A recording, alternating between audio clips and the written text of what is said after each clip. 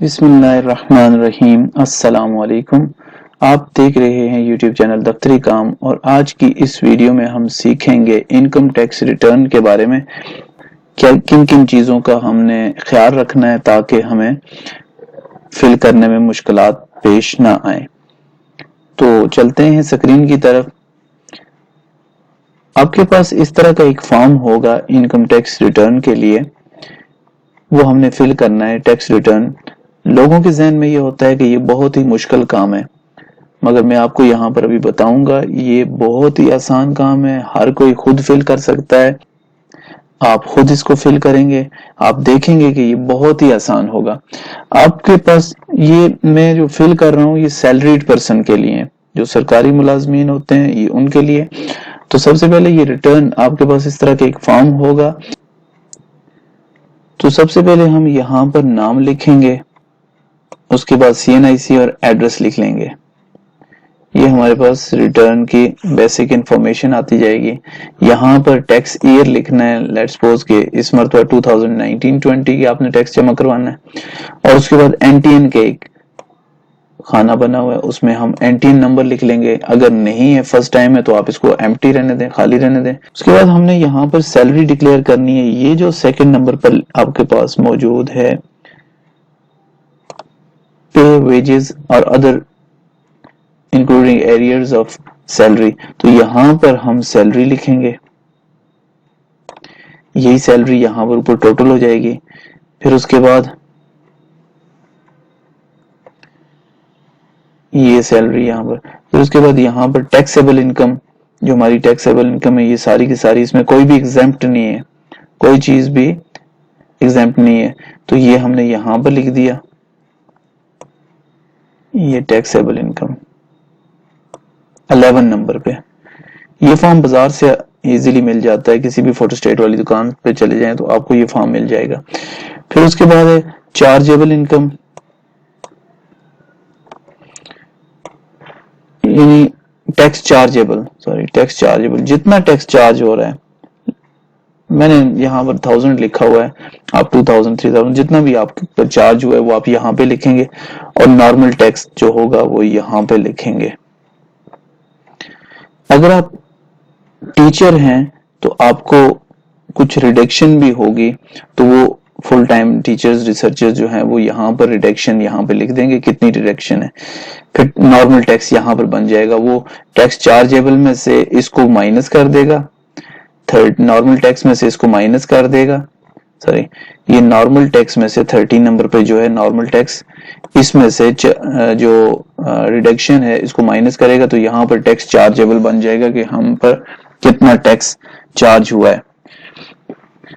उसके बाद नेक्स्ट जो स्टेप है वो यहाँ पर आप आएंगे। अगर आप मजीद की कोई टैक्सेस आपके पास हैं कटौती की हुई, बस मोबाइल फोन है उसके थ्रू, तो वो यहाँ पर 24 नंबर पर आप आएंगे। 24 नंबर से आगे ये सारे के सारे टैक्सेस हैं। 25 पर सैलरी एम्प्लॉइज US 149, तो यहाँ पर जो भी मैंने 1000 लिखा है तो 1000 ही ऊपर टोटल 1000 है। उसके बाद थोड़ा सा नीचे आते हैं, ये सारे के सारे 25 से लेके 32 तक ये वो टैक्सेस है जो किसी न किसी तरीके से कटौती हो जाती है। तो जो भी कटौती अगर आपके पास सबूत है तो आप यहाँ पर लिख के उसकी रसीद साथ लगा दें। आप फिर बैंक में जो ट्रांजैक्शन वगैरह करते हैं उसकी कटौती, कैश विदड्रॉ करते हैं, तो वो यहाँ पर अकाउंट नंबर लिख के इस जगह पे अकाउंट नंबर लिखेंगे 33 नंबर पर, तो उसके भी टैक्स डिडक्शन आप यहाँ पर आगे लिख सकते हैं। इसी तरीके से मोटर व्हीकल हो गई, मोटर व्हीकल टोकन हो गया, प्रीपेड फोन है, मोबाइल फोन है, इसके थ्रू जो आप कॉल्स वगैरह करते हैं, आप अगर फ्रेंचाइज पे जाएं तो उनको अपना नंबर बताएं, उनको कहें हमारा कितना टैक्स इस साल का डिडक्ट हुआ है, तो वो आपको एक प्रोफार्मा दे देंगे जिसके ऊपर सारी डिटेल होगी। वो आप यहाँ पर अपना नंबर वगैरह लिख के यहाँ पर वो भी टैक्स लिख सकते हैं। जो भी है यहाँ पर आप लिख देंगे total tax paid on declared income पर जितना टैक्स है वो, और बाकी टैक्सेस यहाँ पर आ जाएंगे, टोटल हो जाएगा। फिर उसके बाद आपने यहाँ पर अपना नाम लिख देना है और शनाख्ती कार्ड नंबर यहाँ पर लिखना है। तो ये आपका रिटर्न जो है वो तैयार हो जाएगी। कितना सा काम हो जाएगा। सिर्फ इतना सा काम करने में आपकी रिटर्न तैयार हो जाएगी। उसके बाद दूसरा जो इसमें मरहला होता है वो इनेक्चर एफ है, यानी एक्सपेंसेस। एक्सपेंसेस हमने शो करने हैं कि कितने हैं। मैं इसको थोड़ा सा जूम कर लेता हूं। उसमें सबसे पहले यहां पर रेंट है। रेंट यहाँ पे अगर आप किसी किराए के मकान में रह रहे हैं तो आप यहाँ पर रेंट लिख दें, जितना भी लिखना चाहते हैं। टैक्सेस जितनी कटौती हुई, मैंने वहां पर 1000 लिखा है तो 1000 यहाँ पर। और उसके बाद व्हीकल रनिंग मेंटेनेंस है वो यहाँ पर, अगर आपने कार वगैरह कोई डिक्लेयर की हुई है तो आप यहाँ पे लिख सकते हैं। ट्रैवलिंग के जो अदर आप इधर उधर ट्रैवलिंग करते हैं उसके जो किराए वगैरह जो अखराजात होते हैं वो यहाँ पे लिखें, जितने भी आप लिख सकते हैं। लेकिन याद रखें कि जो आपने डिक्लेयर्ड इनकम है उसके अंदर ही रहना है, उससे ज्यादा नहीं करने। इलेक्ट्रिसिटी जो है वो जितनी आपको अंदाजा होगा कितने बिल्लात होते हैं, आप उसको टोटल करके यहाँ पे लिख सकते हैं। पानी के जो अखराजात हैं, गैस के अखराजात, यहाँ पर टेलीफोन जो आप करते हैं उसके अखराजात, और उसके बाद मेडिकल के अखराजात जो हैं वो यहाँ पे लिख दें। एजुकेशन, आपके बच्चे अगर पढ़ रहे हैं तो यहाँ पे लिख लें। फंक्शन वगैरह, गैदरिंग, बच्चों की शादी के जो अखराजात हैं वो 14 नंबर पे लिखेंगे। और उसके बाद other personal house hold expense, जो बाकी जो होते हैं, जो अनाज वगैरह हम खरीदते हैं, सब्जी वगैरह खरीदते हैं, वो जो बाकी मुतफरक अखराजात हैं वो यहाँ पे लिख दें। कोशिश करें कि आपके अखराजात कम हों आपकी इनकम से, और कुछ न कुछ बचत भी आपकी हर साल शो होती रहे, जो आगे कहीं ना कहीं आपको काम आती रहेगी, और जो नई चीजें बनाएंगे वो आपकी जस्टिफाइड होंगी। फिर ये आगे आपके पास पर्सनल एक्सपेंसेस, यहाँ पर भी आपने नाम लिखना है, CNIC और टैक्स ईयर और NTN। ये आपके एक्सपेंसेस वाला दूसरा फॉर्म भी फिल हो जाएगा। उसके बाद वेल्थ स्टेटमेंट है, ये भी मैंडेटरी है, ये हर एक बंदे को साथ देनी पड़ती है, तो उसको अपने एसेट्स डिक्लेयर करने पड़ते हैं। तो ये देखें यहाँ पर ये 4 पेजेस इसके भी हैं। सबसे पहले यहाँ पर नाम लिखेंगे, नाम के बाद आपने CNIC लिखना है। CNIC लिखने के बाद ये ऑप्शन उसी तरीके से आपने फिल कर लेने। नाम है, CNIC है, फिर उसके बाद रेजिडेंस, बिजनेस एड्रेस है, टैक्स ईयर है, NTN नंबर अगर है तो आप लिख दें, नहीं है तो। उसके बाद नंबर 1 है एग्रीकल्चर प्रॉपर्टी, यानी आपके पास कोई भी जमीन है, एरिगेटेड है, अनएरिगेटेड है, अनकल्टिवेबल है, आप यहाँ पे लिख दें। उसके बाद उसका मौजा विलेज जो भी है वो लिखेंगे, तहसील लिखेंगे, डिस्ट्रिक्ट लिखेंगे, कितने एकड़ है या कितने मरला है वो यहाँ पर, और कितने % शेयर है आपके, 100% आपकी तो 100% लिख दें और उसकी वैल्यू लिख दें। उसके बाद सेकंड नंबर पर रेजिडेंशियल, कमर्शियल, इंडस्ट्रियल प्रॉपर्टी है। इसमें आप देख लें आपके पास घर मौजूद है, कोई फ्लैट है, कोई शॉप है, प्लाजा है, कोई भी वर्कशॉप, फैक्ट्री है, वो यहाँ पर शो कर दें। और लोकेलिटी, एड्रेस वगैरह यहाँ पे लिख दें, शहर का नाम और कितने मरले पर है, और कितने % शेयर हैं आपके, वो लिखने के बाद उसकी कॉस्ट भी लिख दें। फिर आ जाते हैं पेज नंबर 2 पर, यहाँ पर आ जाता है एनिमल बिजनेस वगैरह, इस तरह का। ये जो सारे का सारा कॉलम है, इसमें आपके पास अगर कोई लाइफ स्टॉक से रिलेटेड कोई आइटम मौजूद है, मसलन गाय, भैंस, बकरी, कोई भी इस तरह की चीजें, मुर्गी वगैरह, वो सारी की सारी आप यहाँ पर डिक्लेयर करेंगे। यहाँ पर डिक्लेयर करने के बाद उसकी वैल्यू यहाँ पे लिख देंगे। कोई पेट है आपके पास रखा हुआ कीमती है, वो भी आप यहाँ पे डिक्लेयर कर सकते हैं। इसके अलावा भी अगर आपके पास कोई एनिमल मौजूद है जिनके आप डिक्लेयर करना चाहते हैं, वो यहाँ पर अनस्पेसिफाइड जो वैल्यूज है वहां पर इसका नाम लिख के वहां पर आगे डिक्लेयर कर दें। इनकी टोटल ऊपर करेंगे, टोटल इनका ऊपर होता है। फिर उसके बाद दूसरी चीज है ये अगर आपके पास कोई बॉन्ड्स वगैरह हैं आपने खरीदे हुए हैं, वो यहाँ पर इन्वेस्टमेंट जो नॉन बिजनेस है 6 नंबर पर, ये जो मैंने हाईलाइट किया, तो बॉन्ड वगैरह हैं वो यहाँ पर आप डिक्लेयर कर लें, कितने बॉन्ड्स हैं और कितनी मालियत के हैं वो कर लें। सर्टिफिकेट्स हैं, डिपॉजिट फंड्स जो भी, या इंश्योरेंस पॉलिसी आपने ली हुई अक्सर लोग लेते हैं, वो यहाँ पर आप फिल कर सकते हैं। उसके बाद स्टॉक, शेयर्स वगैरह, सिक्योरिटी, वो भी आप यहाँ पे लिख सकते हैं। उसके बाद है नॉन बिजनेस में। उसके बाद 8 नंबर पर आ जाएं, जो आमतौर पर सरकारी मुलाजमे, वो चीजें बताऊंगा जो सरकारी मुलाजमीन फिल करते हैं, उनको आसानी हो जाएगी। उसके बाद 8 नंबर पर आप आएंगे, ये हमारे पास एक 8 नंबर पर है। इसमें आ जाता है आपके पास कोई व्हीकल वगैरह है, car, jeep, motorcycle, scooter, van वगैरह जो भी है वो आप यहाँ पे डिक्लेयर करेंगे। लेट्स सपोज के किसी के पास मेहरान कार है तो आप लिखेंगे कार, रजिस्ट्रेशन नंबर, यहाँ पर जो भी नंबर है, मेकर क्या है, सुजुकी वालों की कैपेसिटी कितनी है, 800 सीसी है, वो यहाँ पे लिख दें और उसकी वैल्यू यहाँ पर शो कर दें। फिर उसके बाद आ जाते हैं पेज नंबर 3 पर। इसमें भी आपने नेम, CNIC, टैक्स और NTN नंबर वही लिखना है। और उसके बाद 9 नंबर पर हमारे पास है प्रीशियस पोजीशंस। हमारे पास जो कीमती चीजें हैं वो देखते हैं। एंटीक्स हैं, कोई ऐसे एंटीक्स हैं जो बहुत महंगे होते हैं, वो अभी यहाँ पर डिक्लेयर करेंगे, यहाँ पे लिखेंगे और उसकी वैल्यू यहाँ पर आगे लिख देंगे। ज्वेलरी है आपके पास, अगर गोल्ड की है, सिल्वर है, जो भी है, डायमंड है, वो यहाँ पर शो कर देंगे, ज्वेलरी के आगे लिख देंगे। गोल्ड है तो वो कितनी है वो क्लियर करने के बाद उसकी मालियत यहाँ पे लिख देंगे। या और कोई चीज है आपके पास इस तरह की कोई कीमती चीज, वो यहाँ पे डिक्लेयर कर सकते हैं। फिर हाउस होल्ड इफेक्ट, घर की जो चीजें हैं, मसलन फर्नीचर है, वो आप 10 नंबर पर ये चीजें डिक्लेयर, और ये चीजें डिक्लेयर करनी चाहिए। घर की चीजें, आप फर्नीचर है, लेट्स सपोज के 1 लाख रुपए का फर्नीचर है, वो आप यहाँ पे लिख के इसकी मालियत लिख दें। इलेक्ट्रॉनिक्स है, इलेक्ट्रॉनिक्स लिख दें, इलेक्ट्रॉनिक्स में जनरल इलेक्ट्रॉनिक्स लिख दें, फिर यहाँ पर उसकी वैल्यू लिख दें, 2 लाख, 1.5 लाख जो भी है।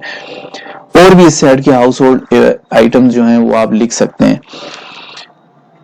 फिर नेक्स्ट है पर्सनल आइटम। ये जो आप 11 नंबर पर, मैं यहाँ पर लिख देता हूँ, ये हाईलाइट करता हूँ, ये पर्सनल आइटम है। यहाँ पर मोबाइल, हर एक के पास आजकल मोबाइल मौजूद है। पर्सनल आइटम मोबाइल है, उसकी वैल्यू जो भी है 8,000, 10,000, 20,000, वो आप यहाँ पे लिख दें। लैपटॉप है, पर्सनल आइटम है, वो यहाँ पे लिख दें। इस तरह की और जो आपकी पर्सनल जो जाती चीजें हैं वो डिक्लेयर कर सकते हैं। फिर 12 नंबर पर है कैश इन हैंड का ऑप्शन यहाँ पे दिया हुआ है। ये जो सरकारी मुलाजिम है वो यहाँ पर आपके पास जो भी अकाउंट है, करंट अकाउंट है तो करंट अकाउंट के सामने अपना अकाउंट डिक्लेयर करें और उसमें अमाउंट कितनी है वो डिक्लेयर कर लें। 30 जून को 30 जून को जो आप स्टेटमेंट लेंगे, 30 जून को जो आपके पास बैलेंस होगा वो आपने लिखना होगा यहाँ पर। आपके पास अगर अकाउंट करंट है तो आप यहाँ पे लिखें, अगर आपके पास प्रॉफिट एंड लॉस शेयरिंग है वो यहाँ पे लिखें, सेविंग है तो वो इसके सामने लिख लें। और कुछ अगर आपके पास पैसे अकाउंट में नहीं है, घर में, तो ये नोट्स एंड कॉइन्स जो ऑप्शन मौजूद है, यानी आपके घर में पैसे मौजूद हैं, तो आप यहाँ पे भी लिख सकते हैं कि कहीं आपने किसी को उधार दिया हुआ है 5 लाख, 2 लाख, 4 लाख, 1 लाख, वो आपको आने, समझ लें वो आपके हाथ में पैसे, वो आप यहाँ पे लिख सकते हैं, डिक्लेयर कर सकते हैं 2 लाख रुपया वो, और ये अकाउंट में जो है वो ऐड होके ये 12 नंबर आइटम में ऐड हो जाएंगे ये टोटल। फिर और कोई एसेट्स हैं आपने मसलन स्पेसिफाई नहीं किए, कोई और हैं, मसलन GPF वगैरह आप लेते हैं या नहीं लिया हुआ, वो यहाँ पे डिक्लेयर कर सकते हैं। फिर लोन वगैरह पेज नंबर 4 पे भी उसी तरीके से नेम, CNIC, टैक्स ईयर और NTN लिखेंगे। लिखने के बाद यहाँ पर जो आपने कर्जाजात लिए होंगे, जो कर्ज लेते हैं, वो आखिरी आइटम है। एडवांस कहीं लिया है, सैलरी एडवांस लिया है, वो यहाँ पर लिख देंगे। क्रेडिटर्स नेम, किस बैंक से लिया है, किस लोग से लिया है, NIC नंबर, ये जो भी उनका नंबर, NTN नंबर और कास्ट। लोन लिया है तो वो ये आ गया, मॉर्टगेज पे लिया है, ये सारे का सारे यहाँ पे आएगा। ये टोटल एसेट्स में से ये माइनस कर देगा, चूंकि ये आपने लोन लिया हुआ। फिर नेक्स्ट जो ऑप्शन आता है वो ये है नेट एसेट्स। 17 नंबर पर आप अपने फॉर्म पे देखें, 17 नंबर पर नेट एसेट्स, जितने भी एसेट्स हैं 15 और 16, 15 माइनस 16, ये 15 माइनस 16 अगर देखें, ये 16 नंबर है। और मैं आपको बताता हूं, ये 15 नंबर, यहां पर तमाम एसेट्स का टोटल होगा 1 से लेकर 14 तक, जितने भी एसेट जो भी वैल्यू लिखी है उनका टोटल यहां पर होगा। और ये जो 16 नंबर है लोन,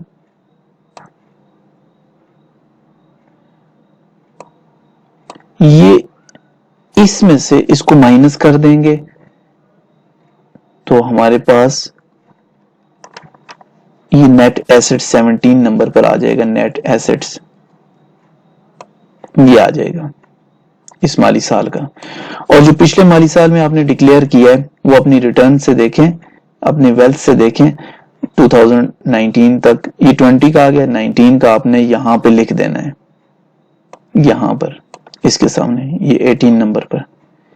पिछले साल की जो इनकम डिक्लेयर की होगी वो यहां पर लिखनी है, और इस साल की आपने जो 15 नंबर और 16 नंबर यानी टोटल एसेट्स में से लोन को आप माइनस कर देंगे तो वो आपके नेट एसेट्स कहलाएंगे।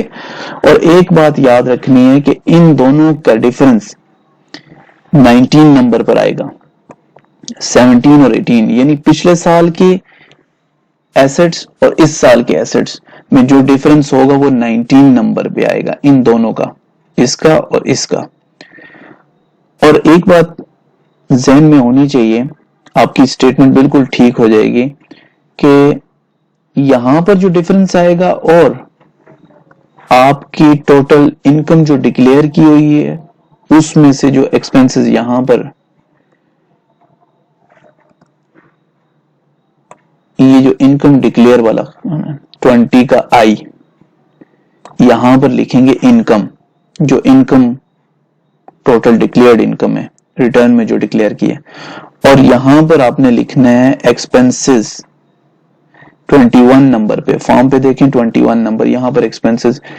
इन दोनों का डिफरेंस जो आएगा वो यहां पर लिखना होगा, increase and decrease in assets यहां पर 23 नंबर पर, फॉर्म में देखें 23 नंबर। इन दोनों का डिफरेंस जो आएगा वो यहां पे लिखेंगे। और ऊपर मैंने आपको बता दिया जो पिछले साल की एसेट्स हैं और इस साल के एसेट्स का डिफरेंस वो यहां पर आ जाएगा 19 नंबर पर। अब ये बात ध्यान में रखें, ये दोनों जो आंसर आएंगे ये सेम आने चाहिए, यानी एक सिंपल सी बात ध्यान में रख लें, net assets current year minus net assets previous year, जो आंसर आएगा वो income minus expenses current year, इतना होना चाहिए, सेम आना चाहिए।